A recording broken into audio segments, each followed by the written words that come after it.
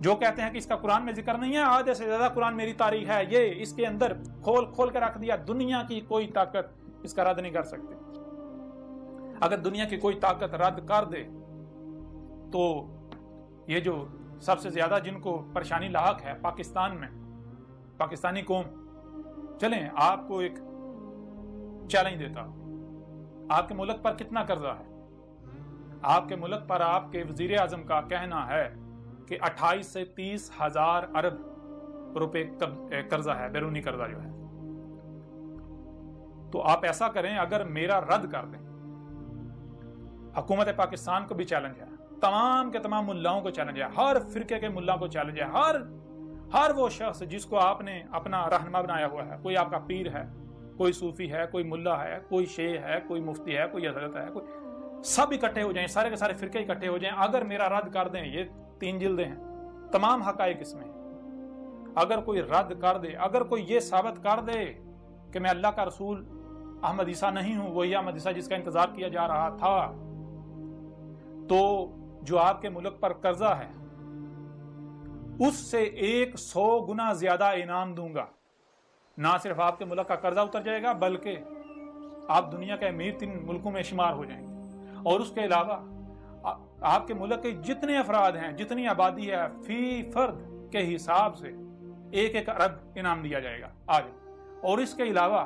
میں اپنے آپ کو پیش کروں گا پوری دنیا کے سامنے، مجھے پھانسی دے دی جائے، میری گردن اتار دی جائے، اور اگر آپ مجھے باطل ثابت نہیں کر سکتے، کر پاتے، جو کہ ممکن ہی نہیں ہے کہ دنیا کی کوئی طاقت مجھے باطل ثابت کر سکے، تو پھر کیا میں آپ سے کوئی انعام نہیں مانگتا، بالکل نہیں، 1 پیسہ نہیں مانگتا، کیونکہ پیسوں کا لالچ آپ کو ہے، محتاج آپ لوگ ہو، بھیکیں آپ مانگ رہے ہو، مجھے آپ سے پیسوں کی ڈیمانڈ نہیں، کم از کم قتل کی سزا تسلیم کرو جو تم نے خود تجویز کی ہے۔ تم خود کہتے ہو نا کہ قذاب کی سزا قتل ہے، تو ٹھیک ہے، جو قذاب ہے اس کی سزا قتل۔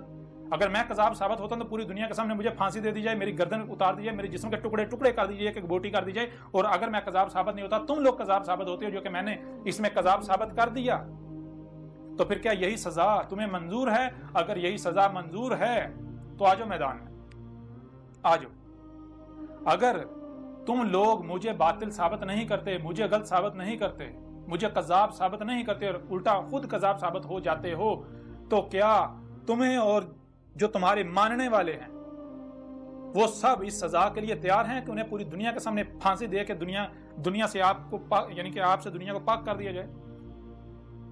آپ جیسے مشرکین سے اگر ہمت ہے تو میدان میں آ جائیں، جان لیں۔ یہ جو قرآن جو آپ کے دونوں ہاتھوں کے درمیان ہے، اس میں کیا لکھا ہوا ہے؟ اس میں تو بالکل واضح ہے، ایک طرف رسولوں، دیکھیں رسولوں کو سامنے رکھیں، رسولوں کے بارے میں قرآن میں کیا لکھا ہے؟ پورے قرآن میں رسولوں کے بارے میں یہ لکھا ہے، کسی ایک بھی رسول نے یہ نہیں کہا کہ میں تمہیں منوانے کے لیے آیا ہوں، کسی ایک بھی رسول نے یہ دعویٰ نہیں کیا کہ میں منوانے کے لیے، ہر رسول نے یہ کہا کہ میرے پر صرف یہ ہے کہ میں نے کھول کھول کے پہنچانا ہے، بس۔ وہ منوانا جس کا کام ہے وہ منوا لے گا، منوانا میرے رب کا کام ہے، منوا لے گا۔ جس دن میں اپنی ذمہ داری پوری کر دوں گا، پیغام کھول کھول کر پہنچا دوں گا، اس کے بعد میرا رب منوا لے گا۔ دیکھیں ہاں کیسے منواتا ہے، پھر پتہ چلے گا تم مانتے ہو یا نہیں مانتے۔ ہر رسول نے یہ کہا، کسی ایک بھی رسول نے یہ نہیں کہا کہ میں وکیل بنا کر بھیجوں گا، وکیل کا کام ہوتا ہے منوانا۔ کوئی کہتا ہے کہ مجھے تم یہ چیز، میرا یہ مطالبہ پورا کرو، میں مان جاؤں گا، تو اگر اس کا مطالبہ پورا کیا جائے تو یہ ہے وکالت کرنا؟ نہیں، یہ نہیں ہے۔ بھائی ہر رسول کا کام ہوتا ہے حق جو ہے وہ کھول کھول کر پہنچا دینا، کوئی مانتا ہے مانے، نہیں مانتا نہ مانے، ہر رسول کی یہ دعوت رہی، ہر رسول نے اپنے امتی کو، اپنے ماننے والے کو یہی کہا تمہاری ذمہ داری یہ ہے، منوانا تمہاری ذمہ داری نہیں ہے، منوانا اللہ کا کام ہے۔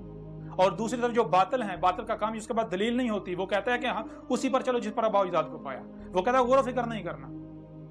حق کیا ہے؟ اسی قرآن میں اللہ کہہ رہا ہے، کیا کہہ رہا ہے اللہ؟ تو بار بار یہ کہہ رہا ہے، اللہ کہہ رہا ہے کہ جان لو حق جو ہے، حق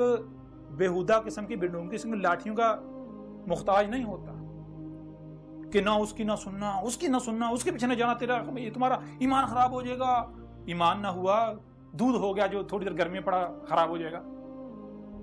ہے عجیب بات، ایمان کا تمہیں پتہ نہیں ایمان کہتے کسے ہیں؟ تم نے تو تم تو اسی کو حق کہہ رہے جو تم نے سنا، تحقیق تم نے کی نہیں، غور و فکر تم نے کی نہیں، کسی چیز کا تمہیں نہیں پتا۔ تمہارا اللہ کیا کہہ رہا ہے؟ اللہ تو بار بار یہ کہہ رہا ہے، اللہ کہہ رہا ہے حق کی نشانی یہ ہے کہ حق جب بھی سامنے آتا ہے، حق کہتا ہے کہ بھائی اپنے گھوڑے دوڑا لو، حق سب سے پہلے حق کی علامت، حق کی پہچان یہ ہے، حق سب سے پہلے آپ کو آزاد کرتا ہے، آپ کے ہاتھ کھولتا ہے، آپ کی ٹانگیں کھولتا ہے، آپ کے ہاتھ پاؤں کھول کے آپ کو آزاد کرتا ہے، آپ کی آنکھیں کھول کے آزاد کرتا ہے، آپ کے کان کھول کے آزاد کرتا ہے، دماغ کھول کے آزاد کرتا ہے، دل کھول کے زندہ کر کے آزاد کرتا ہے۔ آزاد ہو جاؤ، تحقیق کرو، اپنے گھوڑے دوڑاؤ، اپنے جہاں تک جا سکتے ہو جاؤ، جو بھی حق کا دعوے دار ہے سنو اس کی۔ بالآخر اگر تم حق کے طلبگار ہو تو بالآخر تمہیں یہاں آنا پڑے گا، تمہارے اوپر واضح ہو جائے گا کہ یہ حق ہے۔ اور اگر کوئی باطل ہے تو باطل کی پہچان یہ ہے کہ باطل سب سے پہلے آپ کا رستہ بند کرتا ہے، آپ کے ہاتھ باندھتا ہے، آپ کے پاؤں باندھتا ہے، آپ کی آنکھیں بند کرتا ہے، آپ کے کان بند کرتا ہے، اور وہ یہ نہیں کہتا کہ میں باطل ہوں، دیکھو اگر تم اس کی بات سنو گے تو تمہارے اوپر باطل واضح ہو جائے گا، حق واضح ہوگا، نہیں، وہ ایسا نہیں کہتا۔ وہ طرح طرح کی ملامتوں سے ڈرا کر طرح طرح کے اس نے مفروضے کڑے ہوئے ہوتے ہیں تاکہ اس کو باطل کو پتہ ہے اگر لوگوں نے اس کی بات سن لی، باطل تو ہر لمحے کانپ رہا، اس کی ٹانگیں باطل کی کانپ رہی ہوتی ہیں، باطل کو ہر لمحے خوف ہوتا ہے کہ کہیں حق سامنے نہ آ جائے، اس وجہ سے وہ لوگوں کی ہاتھ منہ باندھتا ہے، ان کی آنکھیں کان بند کرتا ہے، نہ اس کی نہ سننا، اس کی طرف نہ جانا، اس کے قریب نہ جانا، اس کی نہ سننا، کیوں اس کو پتہ ہے، باطل کو پتہ ہے اگر اس نے اس کی بات سن لی، اگر انہوں نے اس کی بات سن لی، اس کی طرف چلے گئے تو کہیں ایسا نہ ہو کہ میری جڑیں کٹ جائیں، میری بنیادیں کٹ جائیں۔ باطل کو ہر لمحے خوف لاحق ہوتا ہے، اس وجہ سے باطل روکتا ہے، نہ اس کی نہ سننا، اس کے پیچھے نہ جانا، اس کے پیچھے نہ جانا، اس کی نہ سننا، اس کی نہ سننا۔ یہ ہے حق و باطل کی نشانی جو قرآن بتاتا ہے۔ اب اگر آپ لوگ حق پر ہو تو اپنے آپ کو قرآن سے حق ثابت کرو۔ جو لوگ آپ کہہ رہے ہو کیا یہی ہر رسول نے کیا، کیا یہی محمد نے کیا تھا، کہ یہی محمد تو ابراہیم کی ملت کو واضح کرنے آیا تھا نا، تو کیا یہی ابراہیم نے کیا تھا، یہی موسیٰ نے کیا تھا، یہی عیسیٰ نے کیا تھا، یہی اس سے پہلے جو ہے یعنی کہ پیچھے جائیں شعیب نے کیا تھا، لوط نے کیا تھا، مزید اور پیچھے چلے جائیں، کیا یہی جو ہے وہ ہندو جسے رام کہتے ہیں، قرآن میں اسے ہود کہا گیا، رام ہود، کیا رام نے بھی یہی کیا جسے قرآن میں ہود کہا گیا؟ کیا کرشنا ہندو جسے کرشنا یا کرشن کہتے ہیں، قرآن میں اسے عاد کہا گیا، عاد اللہ کا رسول، کیا عاد نے یعنی کرشنا نے بھی یہ کیا تھا؟ نہیں، بالکل نہیں۔ کرشنا نے کیا کہا تھا، رام جو کہ یعنی ہود، اس نے کیا کہا تھا، وہ بھی سب کھول کر واضح کیا جائے گا۔ کچھ لوگ سوال کر رہے ہیں جی آپ جو ہے وہ سارا آپ نے یعنی کہ اسلام کو سارے کے سارے یہ جو روایتی اسلام چلا آ رہا ہے آپ نے اس سارے کے سارے کو غلط کہہ دیا، یہ نمازیں حج روزے کا یہ سب کا سب باطل ہے، یہ حق نہیں ہے، تو باقی کیا مذاہب سارے حق پر، ان کے خلاف بات نہیں کی۔ اس وقت آپ سے مخاطب ہیں تو آپ کے بارے میں بات کی جائے گی نا، اب پریشان نہیں ہوں، ان سے بھی مخاطب ہوں گے، ہم ان سے بھی خطاب کریں گے، ان سے بھی بات کریں گے، ان سے بھی بات کریں گے کہ تم یہ کرشنا کے نام پر کیا کر رہے ہو، تم یہ رام کے نام پر کیا کر رہے ہو، اور جو نبیین تھے جن کو تم نے طرح طرح کے نام دیے ہوئے ہیں، اور اس کے علاوہ جو کذاب تھے ان کے بارے میں جو تم نے جو کچھ عقائد و ریات گاڑ رکھے ہوئے ہیں، ان کے اوپر ان سے جب بات کریں گے سب کچھ کھول کھول کے رکھ دیں گے، ان کو بتائیں گے بھائی یہ ہولی کیا ہے، دیوالی کیا ہے، ان کو بتائیں گے یہ جو تم یہ تو کہتے ہو گنگا میاں میں اشنان کرنا یہ کیا ہے، ان کو بتائیں گے رام کیا ہے، سیتا کیا ہے، ان کو بتائیں گے راون کیا ہے، سب کچھ کھول کھول کے رکھ دیں گے۔ دنیا کا کوئی ہندو بڑے سے بڑا پنڈت جو ہے اس کو کہیں گے جا اپنی کتابوں میں دیکھ، جو تمہاری وید ہیں ان میں دیکھ، جو پران ہیں ان میں دیکھو، مہابھارت میں دیکھو، مہابھارتا جو ہے، گیتا اٹھاؤ اس میں دیکھو، دنیا کی کوئی طاقت ثابت نہیں کر سکے گی۔